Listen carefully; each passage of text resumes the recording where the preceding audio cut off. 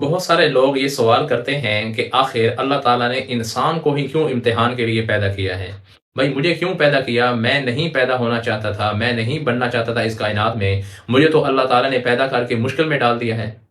اس کا جواب یہ ہے کہ دیکھیں اللہ تعالیٰ نے جو فیصلہ فرمایا ہے کہ انسان کو پیدا کر کے اس دنیا میں بھیجا اور اس دنیا کے اندر اس کا امتحان لیا جا رہا ہے۔ ان قریب یہ امتحان، چھوٹا سا جو امتحان ہے، ختم ہونے کے بعد پھر اللہ تعالیٰ انسان کو اپنے ان خزانوں کا مالک بنائیں گے جو انسان اتنے زیادہ خزانے ہوں گے جس کا دنیا میں نہ تصور کر سکتا ہے نہ وہاں شکر کر سکے گا۔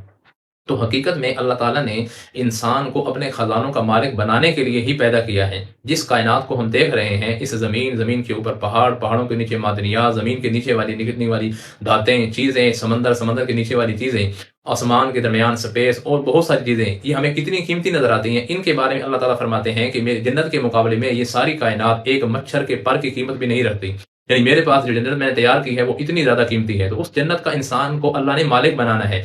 اس جنت کے اندر ہی تو انسان کو اللہ تعالیٰ بھیجنا چاہتے ہیں، اس لیے پیدا فرمایا کہ چھوٹا سا امتحان دے کر کے، تاکہ مجھے پتہ چل جائے آپ کے امتحان کے بعد، پتہ تو پہلے بھی ہے لیکن آپ کو یہ اعتماد آ جائے کہ مجھے جنت میں جو درجہ ملا ہے واقعی وہ درجہ میرے لیے بہتر تھا، کیونکہ میں نے یہ درجہ اپنے دنیا کے اندر امتحان کے بعد حاصل کیا ہے۔